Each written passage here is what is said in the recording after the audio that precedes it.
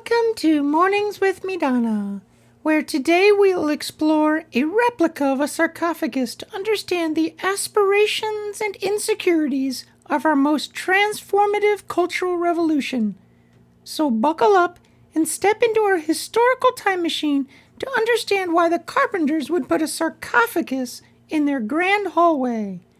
Let's start the show! Mornings with Madonna at the Dimension on the Hill. Wake up with our gorgeous Queen Madonna. Good morning to you.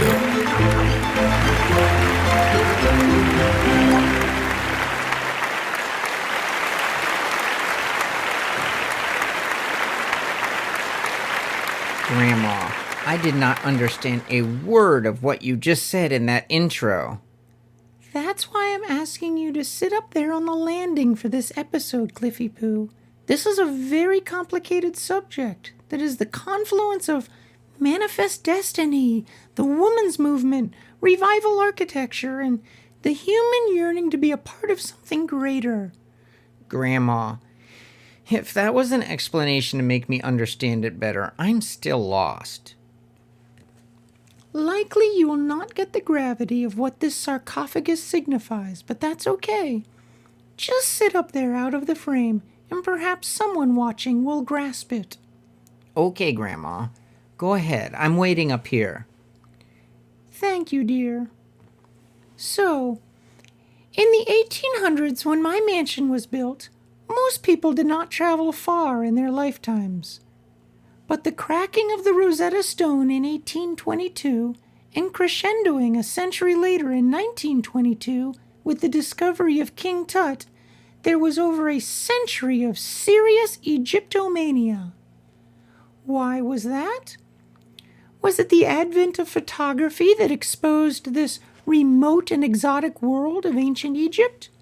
Well, partially. But here in this grand hall, in what was at that time the remote Northwest, there were three influences that are very important and help us to understand the context of this item of antiquity, which is juxtaposed here at the base of the grand staircase, greeting every visitor to the house from either entrance. The first influence was practical. It was the women's movement of the late 1800s and early 1900s that thrust society into completely unfamiliar mixed-gender social settings.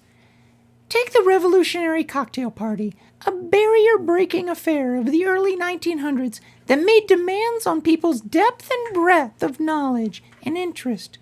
Curio cabinets filled with items of curiosity, artwork, souvenirs, and relics of antiquity, such as the sarcophagus, were crutches for party-goer conversation in this unfamiliar social terrain.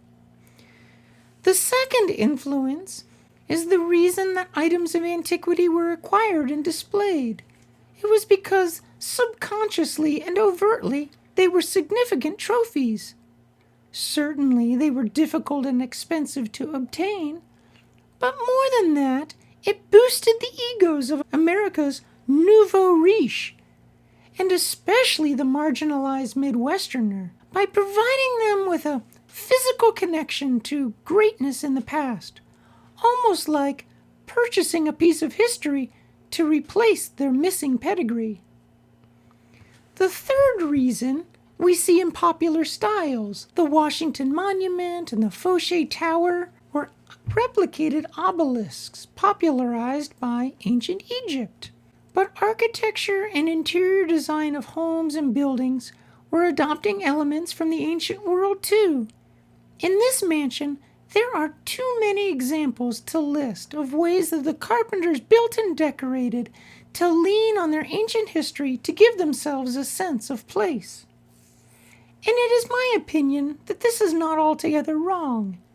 When Eugene Carpenter built this mansion, it was said that he built it for generations, which is a perspective in rare supply in modern times. By recognizing and honoring the past, albeit sometimes in misguided ways, the Carpenter family had a deeper sense of civic and family responsibility They had a broader perspective of their place in a continuum. I think they had a more selfless approach to economics than is common today. I know this episode was dense, so thank you for following. Tomorrow we will explore the study. You have done great, Clifton. Thank you for your help. Go in my purse, get $1 and treat yourself. Thank you, Grandma. And for enduring this diatribe, all of you should treat yourself too. Until the next Mornings with Madonna. Mornings with Madonna is 300 days. Will be 300 ways to see 300 Clifton.